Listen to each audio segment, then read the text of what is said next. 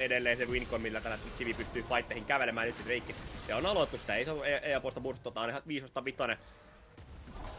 Katsotaan mihin suuntaan tänne lähtee. Bearus jälleen kerran reagromaston Drake, eli pikku splittiä. Oivallus nyt teidän yläpuolella Karmassa kävelee aika paljon eteenpäin. Nyt sieltä puhamis on tukattu taas pehmeäksi.